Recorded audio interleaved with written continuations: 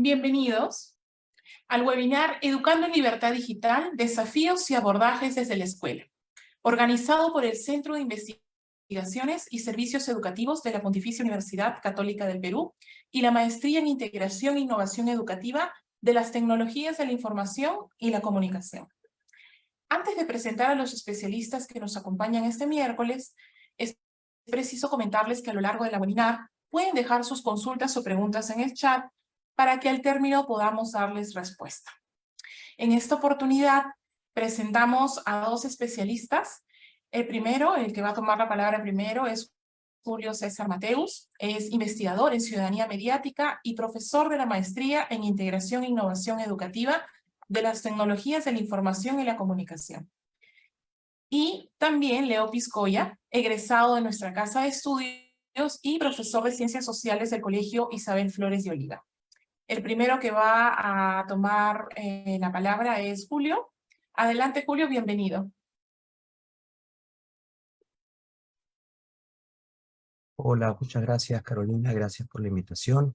Un gusto estar compartiendo con Leonardo este panel y poder dirigirme 10 minutos a ustedes con algunas ideas respecto a este tema provocador que nos convoca, que es el de la libertad digital.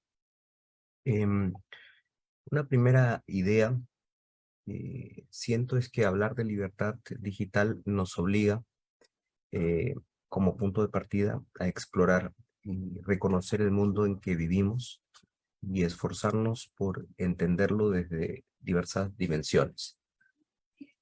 Cuando se habla de libertad, vienen a nuestra mente derechos, posibilidades, con menos frecuencia obligaciones, pero sabemos que son dos caras de la misma moneda. La libertad está asociada a una serie de derechos, pero también a una serie de obligaciones.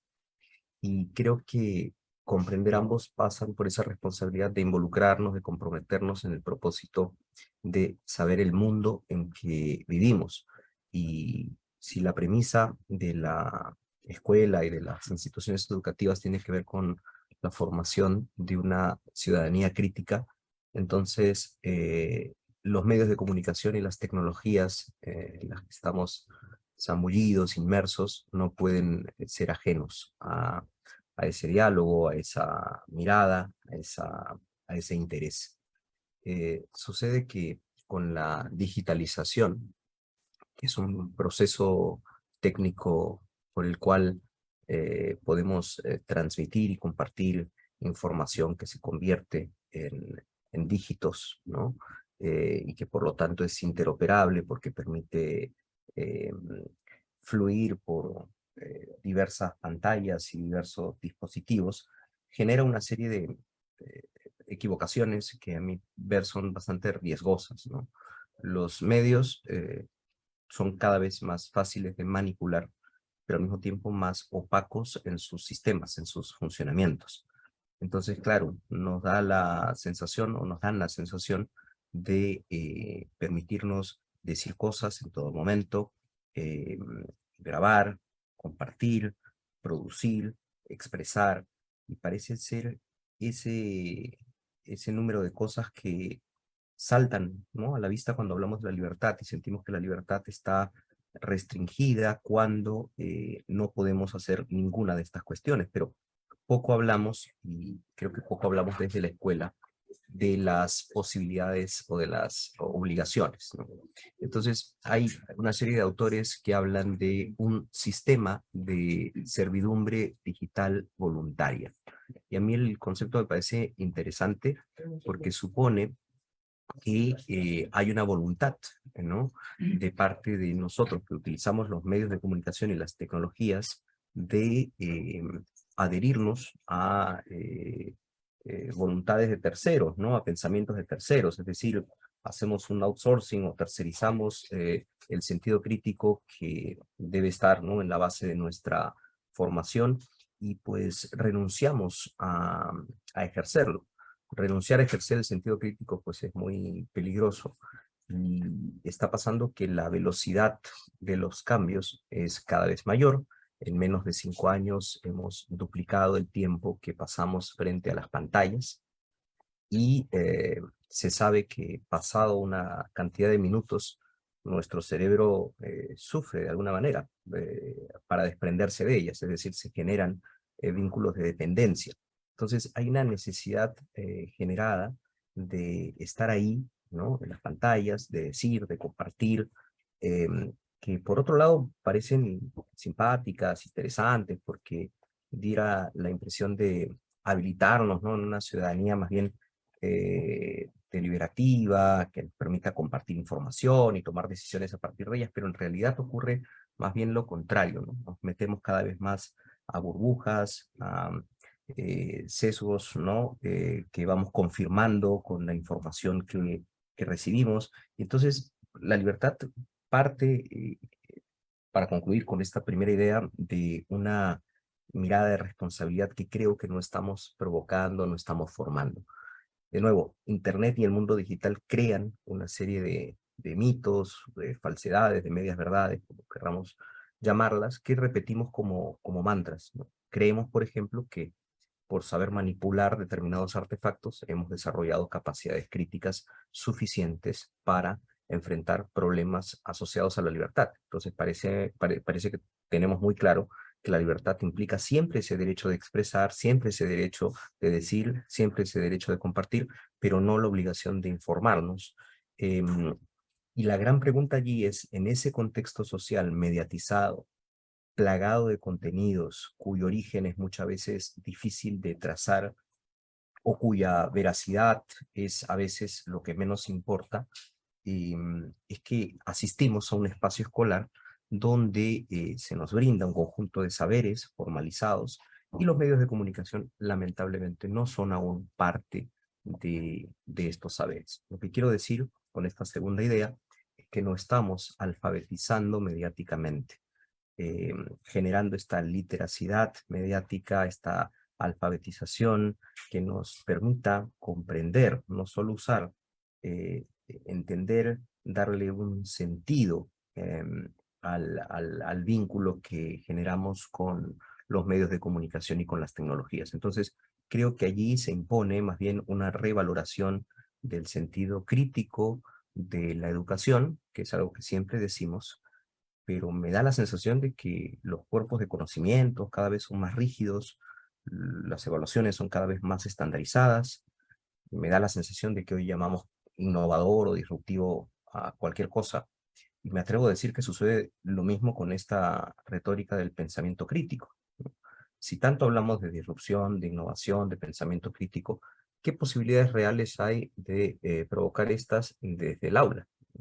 Pienso en ese sentido en la propuesta que hace la filósofa catalana Marina Garcés en un libro muy bonito que se llama Nueva Ilustración Radical, que sostiene que vivimos en tiempos que ridiculizan el autoconocimiento, la autoformación, la educación con un fin emancipador, y más bien se prefieren una serie de saberes útiles y efectistas. En ese sentido, el uso de la tecnología o la integración de la tecnología o de los medios de comunicación en el aula no pasa pues solo por saber usar, sino por pensar cuál puede ser el efecto de ese uso en mí y en otros. Entonces hay una suerte de régimen de credulidad que neutraliza las posibilidades críticas en las personas, y es difícil formar ciudadanos en un contexto así. Por eso la alfabetización mediática, que en sencillo es el desarrollo de capacidades críticas para interactuar con los medios, saber acceder, buscar, criticar, producir, tener responsabilidad para crear, para compartir, tiende una serie de puentes entre lo formal, lo informal, lo material y lo virtual. Hace poco hubo un problema muy grave en un colegio cuyos estudiantes usaron unas fotografías trucadas con inteligencia artificial de compañeras desnudas y las pusieron a la venta, en fin. Este hecho que por supuesto nos ofrece la oportunidad de reflexionar, de discutir sobre el rol que están cumpliendo las tecnologías en nuestro espacio, eh, me lleva a pensar en el comunicado, en la forma como comunica el colegio la respuesta frente a ese hecho. Y dice, bueno, esto pasó en el ámbito virtual. Entonces, creo que estamos entendiendo el ámbito virtual como si fuera una cuestión absolutamente desprendida de la realidad. Por eso yo siempre sufro al escuchar la distinción entre lo real y lo virtual. Lo virtual también es real.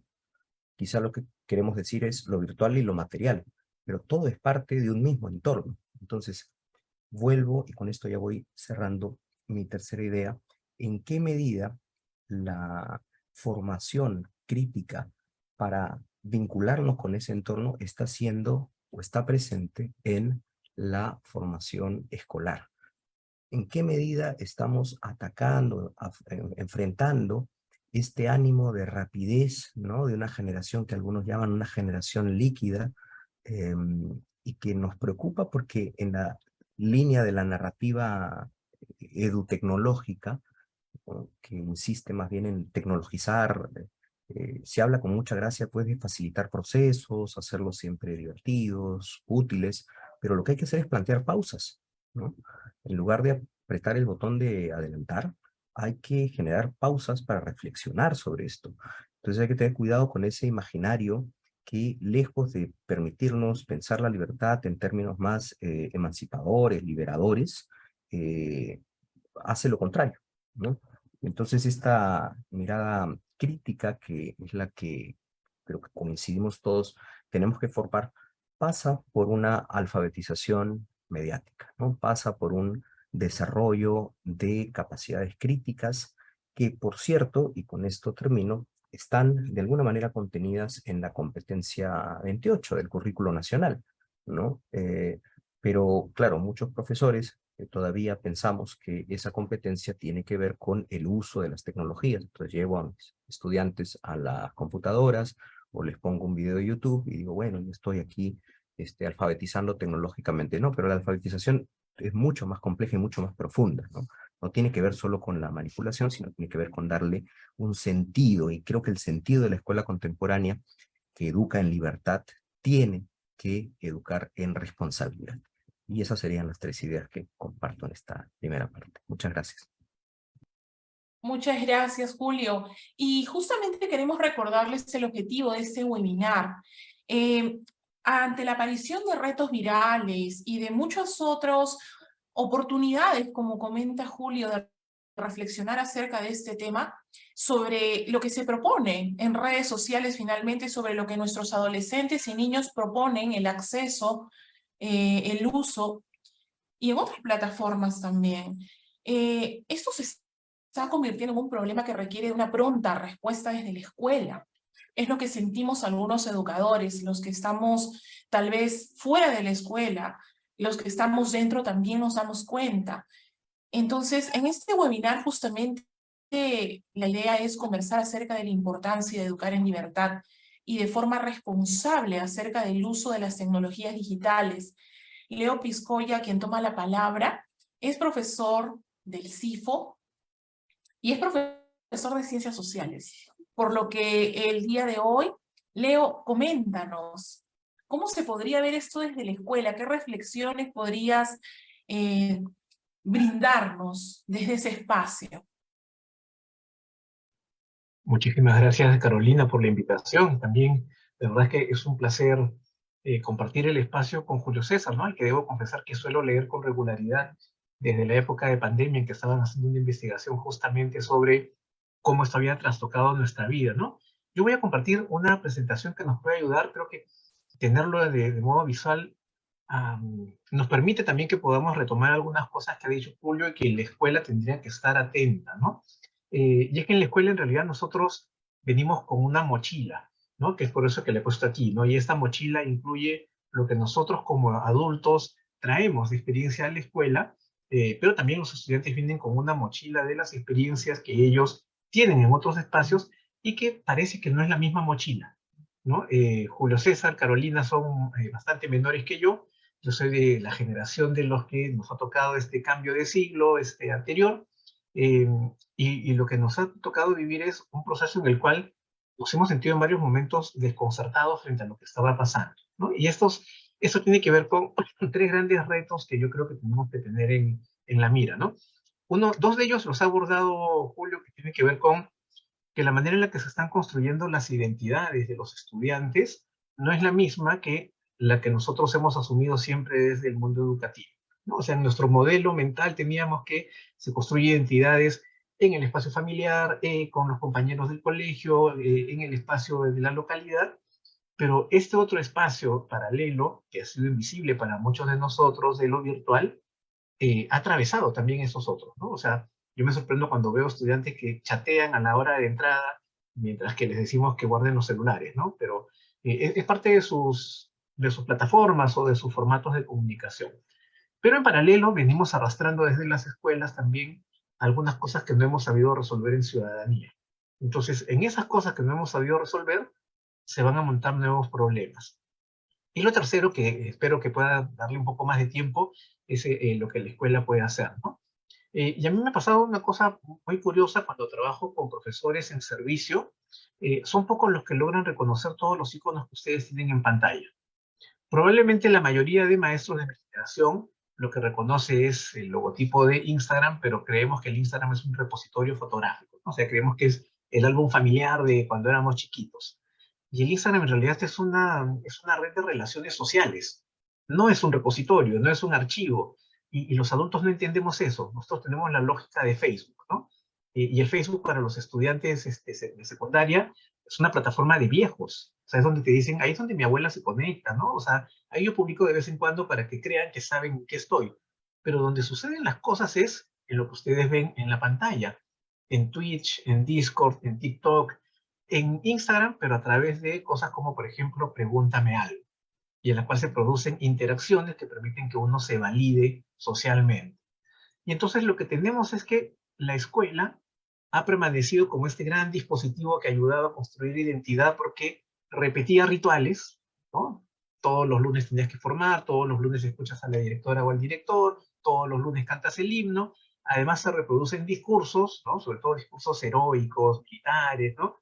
Hay un currículo que además creemos que está organizado en función a temas que se tienen que repetir cuando en realidad ya tampoco es así, alrededor de textos escolares que intentan mantener la ficción de que tenemos el control de que los chicos van a aprender lo que queremos y a través de unas prácticas de enseñanza.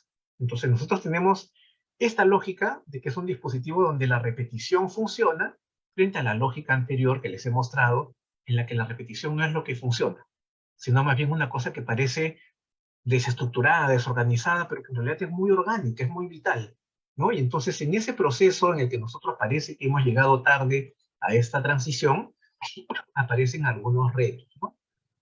El primer reto en realidad es que nos encontramos con cosas como estas, ¿no? A mí me ha parecido impresionante que podamos leer, así como, imagínense pues que en señal abierta alguien saliera a decir las cosas que están viendo en pantalla. Probablemente hubiéramos dicho, oye, ¿quién le dio el espacio? Pero en las redes, las identidades y la subjetividad de las personas se está construyendo a partir de este tipo de discursos. Y la escuela, como decía Julio César, tiene la idea de que, pero eso no está pasando dentro de mi espacio, está pasando más allá. Entonces no es mi problema. Hay gente racista, gente que insulta, gente que actúa como trolls, pero no es mi problema porque no está sucediendo dentro de la escuela. Y si un chico se conecta dentro de la escuela, entonces ha violado la regla de la escuela y sentimos que eso nos libera parcialmente, ¿no? Y hay otro tema más, es que además no todo el mundo tiene el mismo nivel de acceso a esto, ¿no? Hace muchísimos años, Alejandro Pichitelli, un argentino, en 2001, imagínense, yo digo, son hace 22 años, me parece impresionante, ¿no? Decía que una vez superada la brecha de la conectividad, en realidad la gran divisoria seguía siendo la educación. O sea, si todos accedemos, sigue habiendo un tema de fondo, que es el que ustedes ven aquí, y es que las subjetividades se están construyendo de otra manera y se están construyendo a partir del consumo, ¿no? O sea, de en dónde estoy, dónde me tagueo, qué cosas publico en el Instagram, cómo construyo un discurso alrededor de quién soy. Y entonces, si no pensamos críticamente acerca de cómo estamos construyendo nuestra identidad en el espacio digital, así como nuestra identidad en los espacios tangibles, concretos, estamos frente a un reto que no estamos atendiendo. Los estudiantes parece que tuvieran esta vida disociada, ¿no? Pero en paralelo tenemos un país en el que no hemos resuelto condiciones objetivas en las que hay injusticias culturales, socioeconómicas y políticas. Y entonces, como les digo, tenemos un efecto acumulativo. Y en estos espacios donde hay menos posibilidad de que tengamos esa especie de fantasía de control que siempre hemos tenido en la escuela, pues se nos complica, porque comienzan a emerger, ¿no? Y cuando comienzan a emerger, tenemos otro reto adicional, y es que arrastramos también otros problemas desde el mundo educativo, ¿no? O sea, veo por ahí que está conectada una profesora mía que es Carmen Coloma, ¿no? Y me acuerdo cuando Carmen nos mencionaba cómo ya en los años 30, ahí yo pongo a Luria en el año 76, que es cuando se republicó un estudio de él, se tenía claridad sobre que había determinantes sociales que influían en el desarrollo cognitivo. Y el desarrollo cognitivo es básico para que podamos hacer el ejercicio de reflexión crítica respecto a nuestras propias ideas. Y entonces estamos en un país en el cual, como hemos visto, acumulamos estas desventajas y estas brechas. Aquí hay una brecha que va a tener acción directa sobre cómo me muevo yo en estos espacios. Lo siguiente que tenemos es que además, si ustedes miran los estudios, que les voy a mostrar solo unos pantallazos, ¿no? de un estudio que hizo el Ministerio de Trabajo y Promoción del Empleo acerca de competencias de las personas adultas, pues lo que encontramos es lo mismo que en las evaluaciones censales que se hacen en educación primaria y secundaria, y es que nuestros estudiantes tienen niveles de competencia lingüística y matemática muy bajos. Y entonces, si yo no puedo expresarme oralmente, no puedo articular discursos, no puedo escribirlos, no puedo leer, tengo otra brecha, tengo otra desventaja. Y si además no puedo hacer razonamientos cuantitativos basados en razonamientos matemáticos, acumulo una desventaja más. Pero también a los estudios relacionados a competencias ciudadanas, como el del Estudio Internacional de Ciudadanía, ¿no? O estudios como los de Stoinich en los colegios Fe y Alegría, o el de Cuenca y Urrutia, también sobre los resultados del Estudio Internacional de Ciudadanía, lo que muestran es que hay también una brecha grande entre los que se animan a hacer activismo y los que tienen conocimientos cívicos. Y lo que han encontrado es que probablemente hay una correlación alta entre tener bajo puntaje en conocimientos cívicos y ser un activista en redes, por ejemplo, y en otros espacios. Y que más bien los chicos que obtienen puntajes altos en conocimientos ciudadanos son los que menos se involucran en este tipo de situaciones. Entonces uno comienza a entender por qué tenemos los representantes que tenemos en los espacios de tipo virtual, ¿no? O sea, no es casual. Y también porque a veces hay discursos que son tan complejos, ¿no? Solo como vistazo, como ven ustedes, todo lo que está en verde es lo que está dentro de lo que es esperado en términos de cuarto de primaria, ¿no? En las evaluaciones de matemática y lectura, y como ven, la brecha es real, no me la estoy inventando, no estoy repitiendo algo que no es cierto. Esta es la brecha en matemática, como ven, lo verde es cada vez más chiquito. Y tenemos además que, en términos de ciudadanía, los desafíos es que parece que la escuela sigue pensando que podemos trabajar el discurso desconectado de las acciones. Y entonces no articulamos estos principios democráticos que están detrás de la gestión de mi identidad en redes, de mis intervenciones, con principios democráticos. Van por canales separados, ¿no? El otro reto que tenemos es que la escuela es ritualista. Entonces hacemos todo para cumplir ciertas formas, pero no trabajamos sobre percepciones y creencias de las personas. Y ese es el núcleo duro, en realidad, de la ciudadanía y de poder vivir democráticamente, ¿no? Y el tercero es como vemos que normalmente, y Julio César lo decía, el espacio de deliberación es bien limitado, ¿no? Y preferimos hacer estrategias solo de representación, como los municipios escolares o los consejos, pero en los que no se delibera de verdad, ¿no? Y las redes sociales son un espacio también en el que esto se debería aprender, pero no se hace, ¿no? Son espacios más como de bulla que espacios de deliberación real en términos de ideas. No es un asunto solo de nivel escolar. Aquí les dejo dos pantallazos rápidos.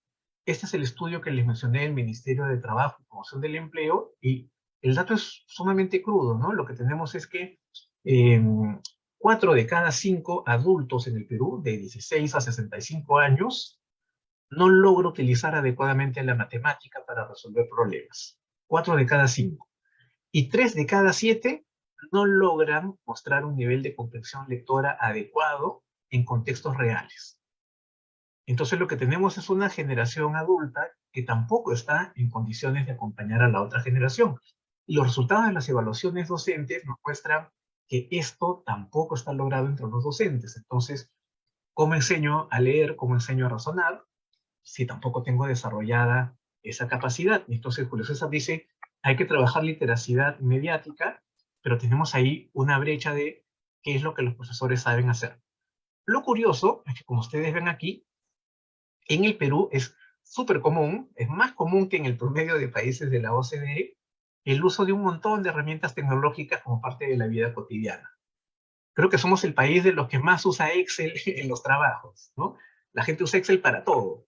Pero como ven ustedes, usar Excel no asegura que tengamos la competencia necesaria para saber cuándo usarlo, cómo usarlo, La gente usa Excel a veces hasta como un sitio de repositorio de ideas, ¿no? En vez de aprovechar todas las funciones que tiene. Entonces, lo que tenemos es que ni siquiera la parte tecnológica está.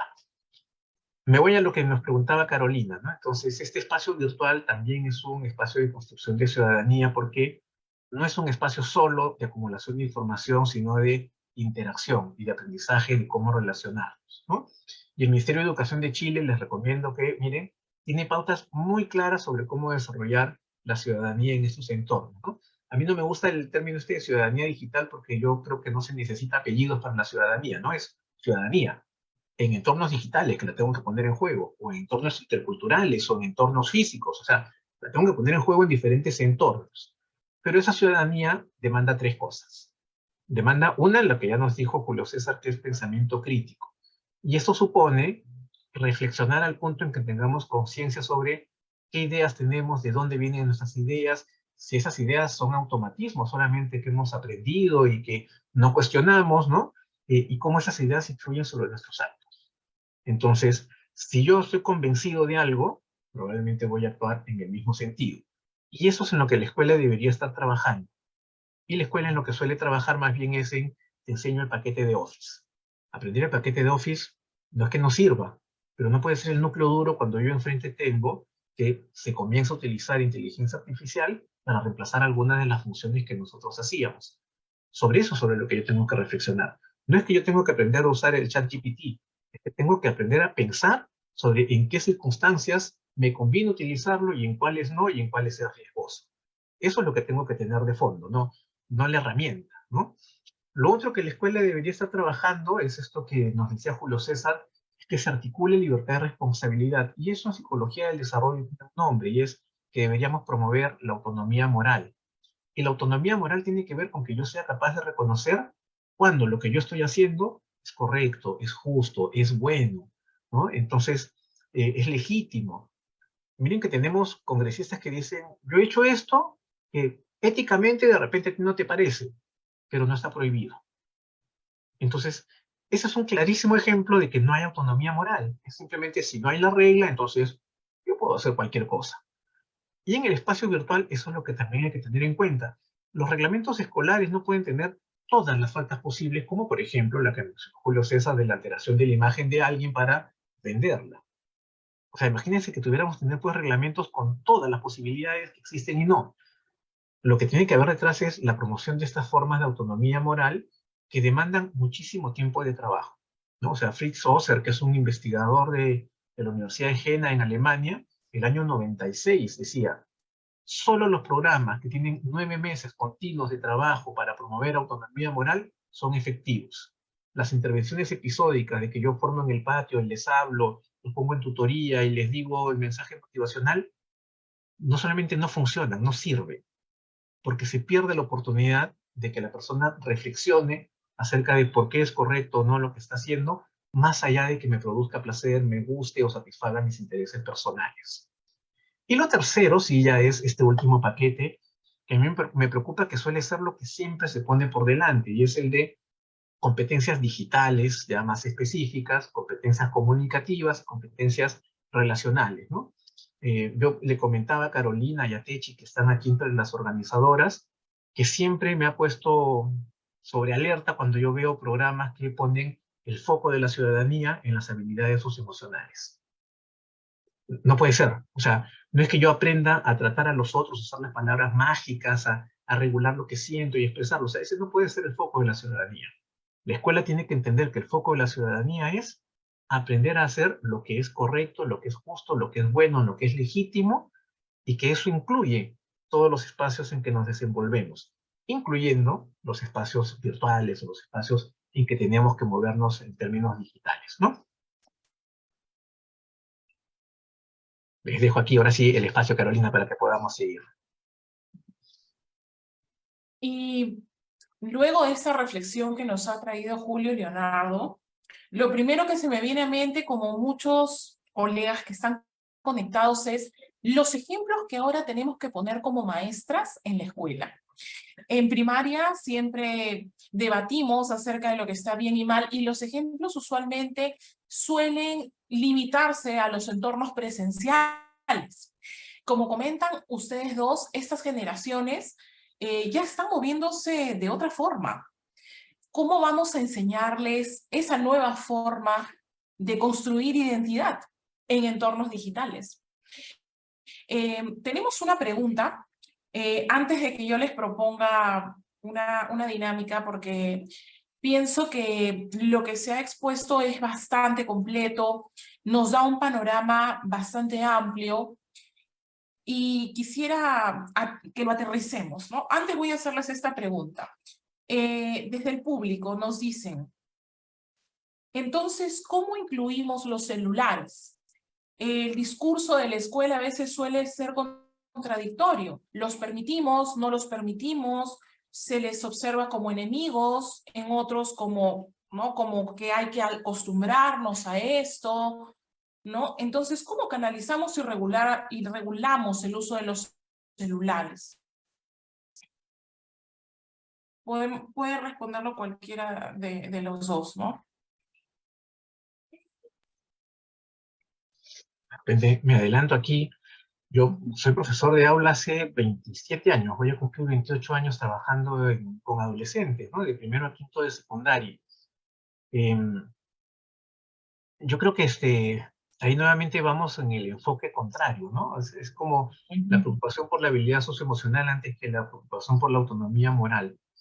Y voy a poner un ejemplo que puede lindar con la falacia esta de ridiculizar el argumento, ¿no? Pero es, si yo encuentro un estudiante garabateando en la carpeta, dañando el mobiliario, yo creo que es muy poco probable que un profesor decomise el lápiz, ¿no? O sea, al profesor no se le ocurriría quitarle el lápiz al estudiante o quitarle el plumón, o sea, creo que, creo que para el profesor es evidente que eso no resuelve el asunto. En el caso de los celulares, por algún motivo no es tan evidente, ¿no? Y entonces la solución es que los prohíbo, ¿no? Y un poco más si pongo detector de celulares en la puerta y una canasta donde los voy a poner y te cateo para ver que no tengas el celular escondido, ¿no? O sea, esa es la lógica de un montón de profesores, que es la lógica justamente que no permite construir autonomía moral. Porque el control siempre está en el foco externo. Siempre es alguien el que tiene que controlarme. Los adultos somos necesarios para ayudar a regular, pero los adultos no podemos ser el regulador permanente de niños y adolescentes. Entonces, yo hago cosas sumamente sencillas, ¿no? Por ahí he visto que está conectada una de mis alumnas de colegio que está infiltrada, ¿no? Pero yo hago cosas tan sencillas como que si alguien me está usando el celular en el momento que no debe, es pedirle que lo saque y lo ponga volteado sobre la mesa, en un lugar en el que ella lo tenga visible, yo lo tenga visible. Que yo me lo lleve no va a resolver. Lo que tiene que hacer la persona es aprender a que el celular va a estar allí, que tiene que ser capaz de controlarse sin darle la vuelta ni mirar. Si no lo logra, me lo llevo y lo pongo en mi mesa y le digo, cuando termine la hora tú eres responsable de recogerlo. Yo no te voy a buscar para entregarlo, tú eres responsable de recogerlo de donde está. Si no funciona, intento el siguiente paso.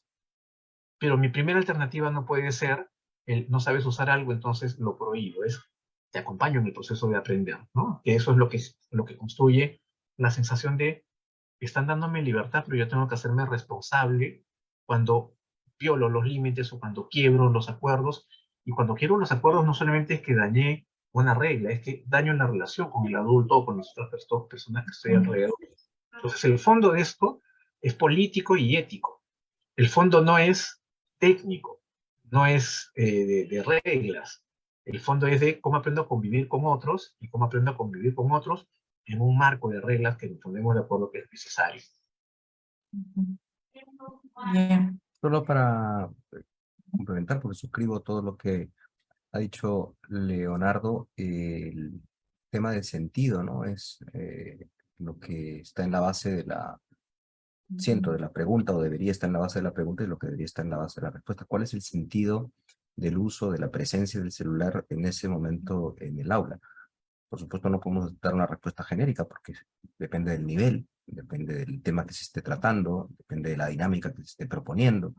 sea, evidentemente, el ejemplo que ha dado Leonardo es inmejorable en materia de si es un distractor, ¿no? Lo mismo pasaría, quitarle el celular, va a distraerse luego haciendo origami, o sea, tienes una pantalla y vas a prender el buscaminas, o sea, en realidad toda esta lógica de prohibir y de prohibir, pues evidentemente fracasa en ese sentido, pero sí es cierto que hay ahí una necesidad de una serie de patologías digitales ya diagnosticadas, ¿no? La dificultad que tenemos de separarnos precisamente de los medios que nos generan una ansiedad, por otro lado.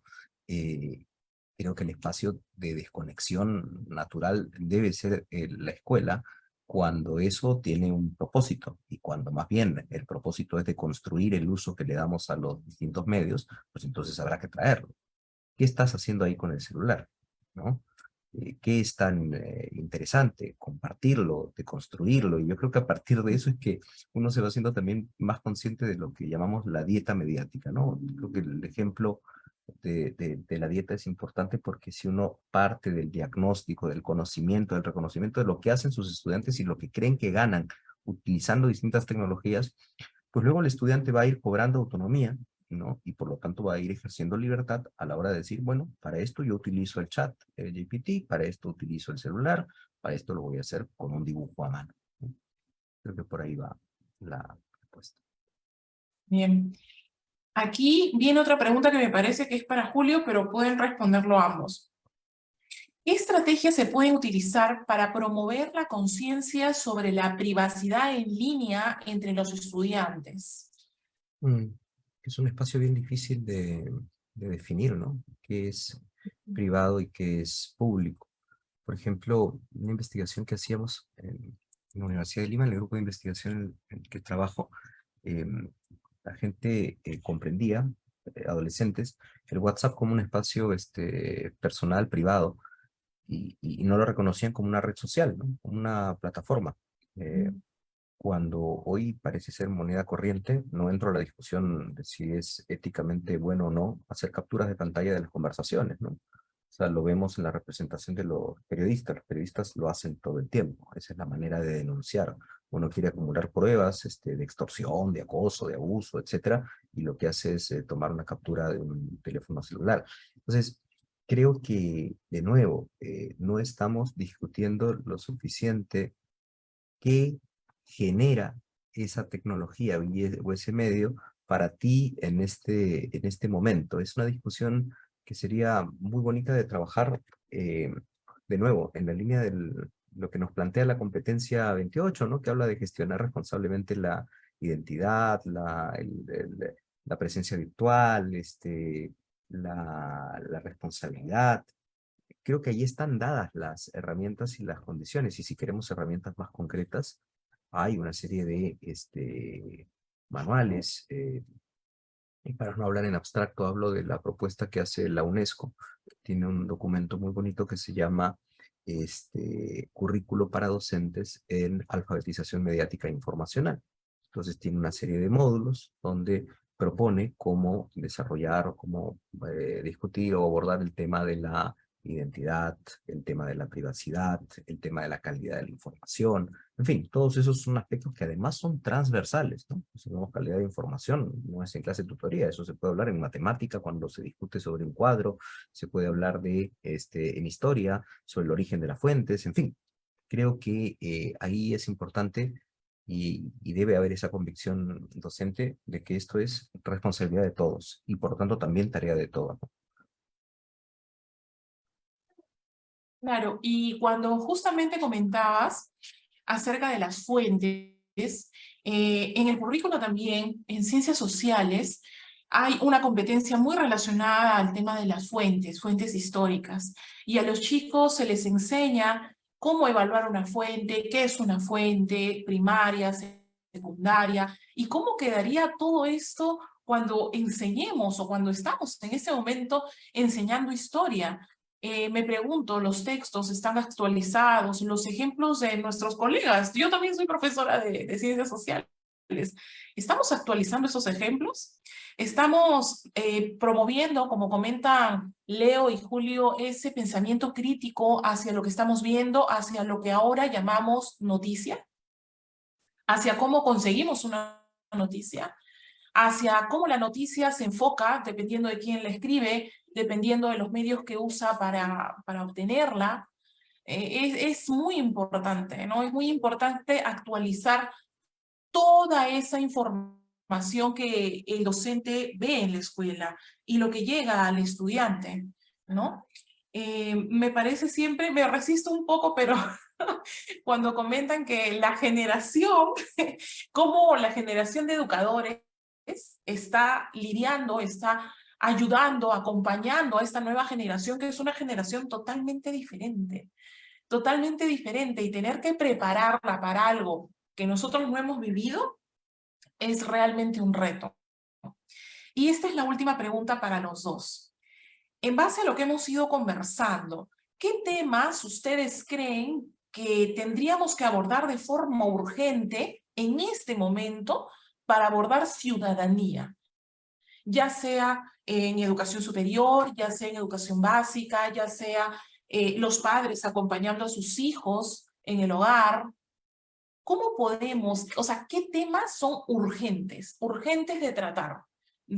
Además de lo que hemos visto, a los retos de TikTok, al uso de aplicativos para distorsionar la realidad e invadirla, ¿no? ¿Cuáles son los temas realmente urgentes para ustedes? Mira, en mi caso yo creo que justamente el problema es pensar en temas, ¿no? Porque nos hace recordar la idea de que hay un conjunto de saber organizado que de todas maneras tiene que abordar la escuela. Yo optaría más bien por la identificación de asuntos sobre los cuales conviene discutir en la escuela y asuntos a partir de los cuales se necesita poner en juego diferentes tipos de competencias, ¿no? So, hace un rato decías, hay una competencia que se trabaja en historia. En realidad, nuestras competencias en algunos casos no son competencias de verdad, ¿no? Son materias disfrazadas de competencia.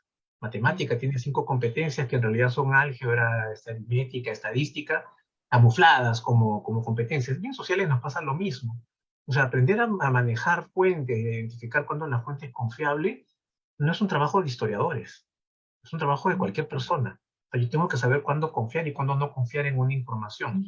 Y el mejor ejemplo de esto es la cantidad de colegas míos que veo que publican en Facebook esas declaraciones de yo declaro públicamente que a través de este texto prohíbo que utilice mis fotos en el marco de la convenciones inventadas, ¿no? Pero los publican, son profesores.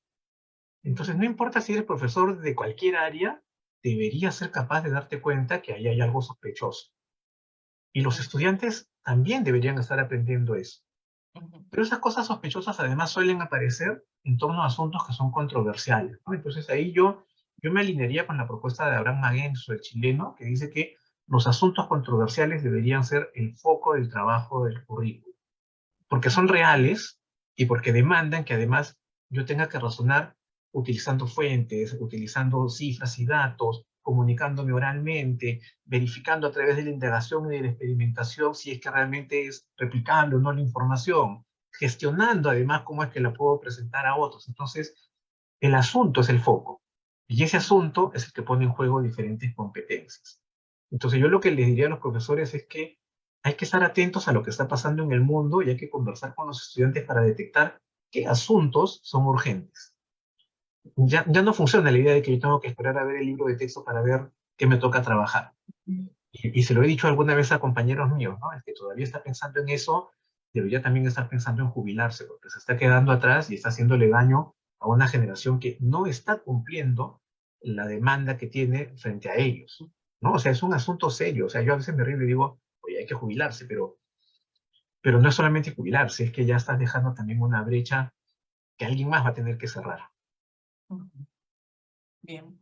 Sí, me sumo efectivamente a lo que dice Leo y creo que sumando algunos asuntos, creo que hay dos en que a mí me ocupan particularmente.